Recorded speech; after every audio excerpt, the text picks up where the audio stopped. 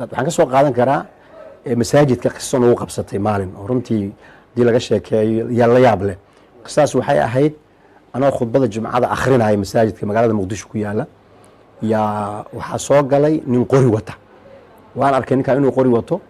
safafka masaajidka ayuu kala dhex marmaray, wuxuu raadinayaa mid inuu meesha ku dhex dilo. masaajidkii marka khudbadiina way socotaa, wax aan sameeyo waan garan waayey. laakiin haddana waxaan dhahay haddii hadda aad yani khudbadii kala goyso oo meeshii yani warqabtaa iyo see wax la yeelaa ay noqoto inay ka sii darto, bal xaaladdu say noqonaysa aan fiirino. masaajidkii qaybtii gudaha ayuu ka fiiriyey, uu ka waayey. qayb kale waxaa jirta marka banaanka ah oo dadkuna ay ku tukadaan, xaggii banaanku aaday. marka banaanka markuu aaday yaa nin baa gadaal uga imaaday, ninkii isku duubay. marka ninkii isku duubay oo qorigii la kala jiitay, dadku waxay u qaateen labadan qof ayna yihiin labadii qof ee israadinaysay oo in meesha la isku dilaba ay dhici karto. dadkii markaasi hal mar masaajidkii ayay ka yaaceen. ilaahay mahadii kan dambe ee qabanaya ilan wuxuu ahaa qof ka badbaadinaya dadka oo marka uu qaaday qorigii ninkii banaanka loo bixiyay, dadkii way yaaceen. ani khudbadii iska sii watay, way iska soo noqdeen dadkii. khudbadii sida ayay ku dhamaatay. markaan salaadii tukanay ayaan dadkii u tacsiinay, bal raalli ahada waxaan waxay ahayn ma garanayno, waanu baaraynaa. markii dambe waxaa naloo sheegay in ahayn laba dhalinyaro ah oo kubad isku soo khilaafay oo banaanka isku soo yara khilaafay, oo midna masaajidka uu soo aaday, midna uu qori doontay. marka saas marka baloori bay ahayd oo dhalinyarada saas ahayd. markii odayaal baa ku baxay, waa la xalay arrintaas. marka arrin la yaab leh waxay ahayd xaaladaha waddankeena uu ku jirana ku tusaysa. marka waa wax aan yani taariikhda hore aanan ugu soo arkin, taas mid ay ahayd. si guud Soomaaliya muddooyinkii ugu dambeeyay xaaladaha amni ayaa ka jiray sanawadkii ugu dambeeyay. waxay sababeen duruufo fara badan oo hadday noqoto bulshada qiyamkeedii kaleeto oo isbedel weyn ku yimi, hadday noqoto dhismihii iyo wada noolaanshihii bulshada oo mashaakilaad ku jiro. arrintaasoo kaleeto ka warayada maxaa arrimihii aad u soo joogtay ee kugu la yaabka badnaa iyagana maxaa ka طبعا waxa laga sheekeyn kara maxaa yeelay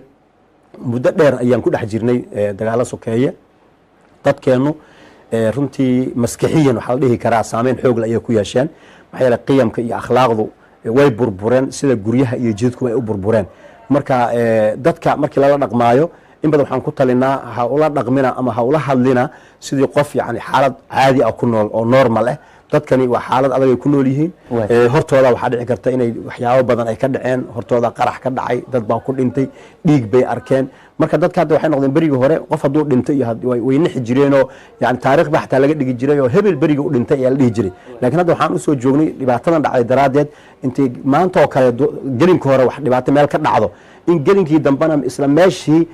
ganacsi laga sameeyo oo dadkii asagoo waliba dhiiggii uu ka qoyan yahay inay dadka caadi iskaga ganacsadaan, caadi iskaga maraan. marka waxaa ka dhintay dadka dareenkii naxariista lahaa, waxaana keenaya duruufta adag ee runtii ay la soo noolaayeen. marka dadka raba inay bedelaan ummaddan waxay u baahan yihin in badan inay u dhimriyaan oo aysan ula dhaqmin dad caadi ah oo dabiici ah, ay ula dhaqmaan dad duruufi ay ku dhacday, maskaxdooda ay rikoor garaysay ama ay duubtay axdaaf ama dhacdooyin aad iyo aad u xanuun badan. xanuunkaas marka iyagana uu saameyn uu ku yeelanayo oo qofkani uu kula joogaa, laakiin in badan oo kamida way maqan yihiin oo ma joogaan, yani xusuus ay ku tahay. lakin ilahi wuxuu inoogu nicmeeyey nisyaanka oo insaanka nisyaan loogu bixiy wax badan oo soo maray ayay dadka iska iloobaan. haddii wixii o dhan ay maskaxdeena ku jiri lahaayeen noloshaba cariiri ayay noqon lahayd. waa hagaag sheekh cabdixay, sad hore usoo tilmaantay ama aad uga soo hadashay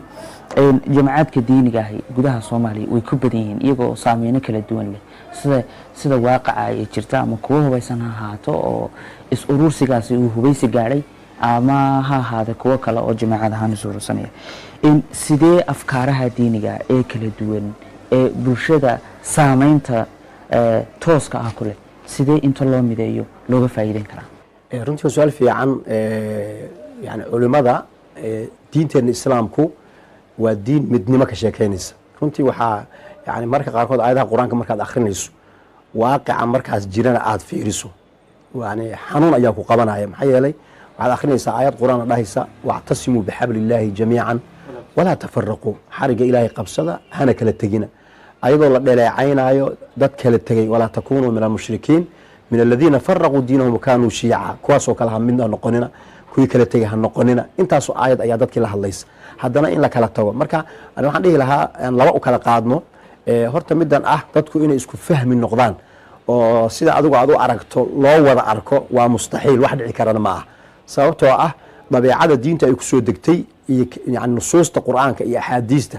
ayaa waxaa ku jira markii dalaalaadka laga hadla arrin la yihahdo oo usul fiqi lagu barto midna waxaa la waa qadciyu dalaala midna waxaa la waa dhaniyu dalaala bimacnaa qadciyu dalaala waxaa laga wadaa hal macno ayuu ku tusinayaa midna wuxuu ku tusinayaa hal macno ka badan marka haddii dadku hal macno inay wada raacaan la rabo qur'aanka soo degitaankiisa waxaa laga wada dhigi lahaa wax qadciyu dalaala la yihahdo lagamana dhigin waxaan loogu talagalay dadku inay fikiraan oo bii'ada kala duwan iyo xilliga kala duwan iyo deegaamada kala duwan inay hadbad bii'adooda yani wixii masaalixdooda ah ayagoo usuushii diinta haysta inay horey ugu socdaan marka haddii la isku dayo dadka in kulli sidii maalan photocopy warqadan ecobi oo kale dadka laga wada dhigo suurtagal ma ah marka ma la yeeli karaa marka dhinac kale aan ka fiirino ayadoo ra'yi ahaan laga yaabo in la kala duwan yahay laakiin inta dadka ka dhaxaysa ee weyn ee ummadda anfacaysa ayaa la isku waafaqsan yahay oo hadda maalan yani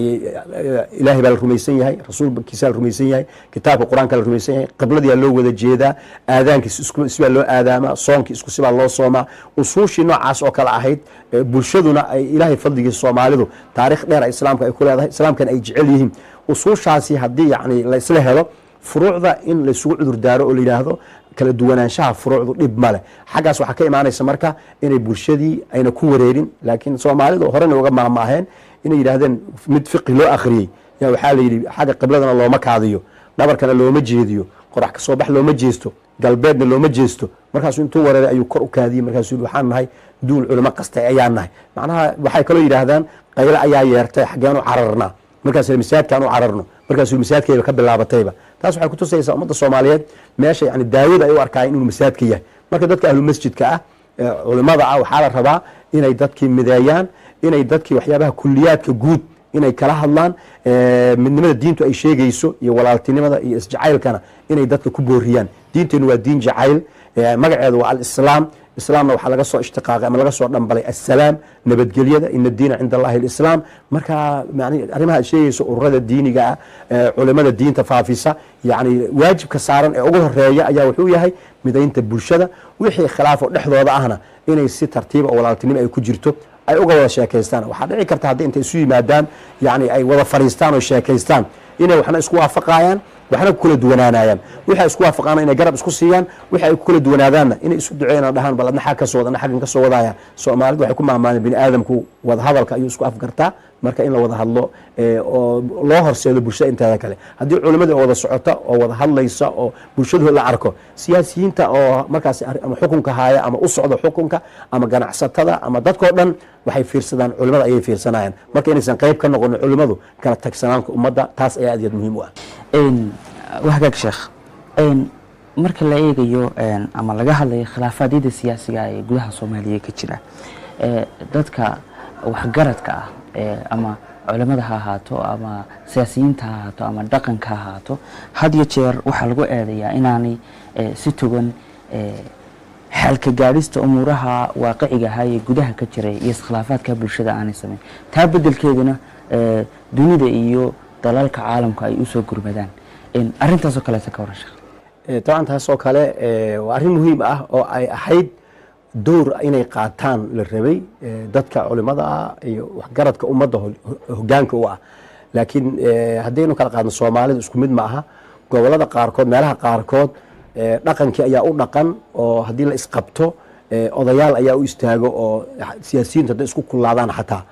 markay meel soo gaarto yiraahdaan yani masaaxo la ogol yahay inay ku kala duwanaadaan loo ogol yahay laakiin marka halka inta kasii gudubto arrintu ay gaarto inay bulshadii nabadgelyadeedii khatar geliyaan odayaal soo dhexgalo waxaa jira halkaa ku ekeeya jooga kala celiya marka gobolada sidaas ay ka jirto ay ku mahadsan yihiin waa dowr runtii aad iyo aad u qiimo badan oo fiican laakiin haddaynu fiirino dhinacan koonfurta gaar ahaan caasimadda iyo hareeraheeda dowrkii odayaasha sidaas oo kale ah wuu yar yahay sababta keenaysana waxay tahay caasimaddu yani dadka joogaayo aad bay u tiro badan yihiin midda kale faragelintu way kaga xoog badan tahay meelaha kale faragelinta lagu hayo haddii si kale loo yidhaahdana muddo dheer ayaa waxaa jirtay dhaqanka dhinacan koonfurta maadaama talyaanigii iyo xilligiisi ka dambeeyey iyo wixii ay tahay dhaqanka waa la baabi'iyey oo yani dadkii meesha uu dhaqanka u dhaqnaan lahaa waa laga tirtiray muddadii dowladdii militariga ay jirtayna wuu sii dhammaaday khalaas ayagoon dowr lahayn ayaa waxaa ku kordumay qarankii soomaaliyeed ee culayska badnaa markaasoo dagaalkii sokeeyaa la galay meel laga soo qabtaa la waayey inta hadda loo dhaqdhaqaaqaya xataa waxaa culimo iyo dad bulsho rayid ah iyo ganacsato ayaa wax isu soo jiijiiday ayagana waxoogaa markay wadeen waxaa la arkay haddii saa kusii socdaan inay wax isbedeli karaayaan culaysyaal la saaray dowrkii ay lahayn waa la shiiqiyey halkaasa waxaa ka soo baxday marka gaab ah inaynu banaanka aynu wax ka sugno oo dhahno xalkeena beesha caalamku maxay ka tiri sidee bay tiri beel caalamna yani qof kasta wadankiisa asaga ayaa dhista mashaakilkiisa daakhiligan asaga ayaa xalista marka fursad ayaan la isu helin dadkii ay si rasmi ah intay isu waraystaan wixii mashaakil oo haya marka iyaga dhexdooda iska xaliyaan fursadaas lama helin maxaad ku talinaysaa marka waxaan ku talinayaa ummadda soomaaliyeed meel kastoy joogaan hadda waa la dhaafay xilligii dadka loo kala sheekeyn jirayo qof maalan markaas dan asaga uu leeyahay raba inuu wax ku gaaro uusan dantii toos u sheegaynin laakiin meelo kale uu soo maraayo marka hadda waxaan taaganahay heer ah waa la isfahamsan yahay oo hataa qisooyinkayga mar badan waxaad ku maqasheen qiso waxaa jirta la yidhahdo nimahan waan soo jeednaaye indhaha faraha naga gelinina marka hadda ummadda soomaaliyeed meel kastoy joogto siyaasigu su u dhaqmaayo way u jeedaan wayna fahamsan yihiin xilli waxaa jirtay aan la ogeyn meel loo jeedo oo inta wax loo sheega dadku ay hubkooda intay iska urursadaan marna isku dhammaadeen warle ninkan iyo dantaasuu lahaa ay dhici jirtay laakiin hadda wixii o dhan banaanka ay yeela mar hadday saas ay tahay in dadka maxaa u dan ah la isaga yimaado laga wada hadlo qofka dantiisa gaarka ee yarna uusan isku mashquulinine danta guud ee ummadda inuu ka fikiro maxaa yeelay midda guud oo hagaagta ayay midda gaarka ana ku hagaagaysaa laakiin midda gaarka keliya haddii laga fikiro oo midda guud ay baaba'sanaato midda gaarka ana lama helaayo maxaa yeele waa wax isku xiran waay ugu dambeyntii sheekh cabdixayi sidaad hore uga soo tilmaantay bilowgii barnaamijka masjidkii aad khudbadaha ka jeedin jirtay dibudhis ayaa ku socda fariintaada ku aadan dibudhiska masjidka iyo guud ahaan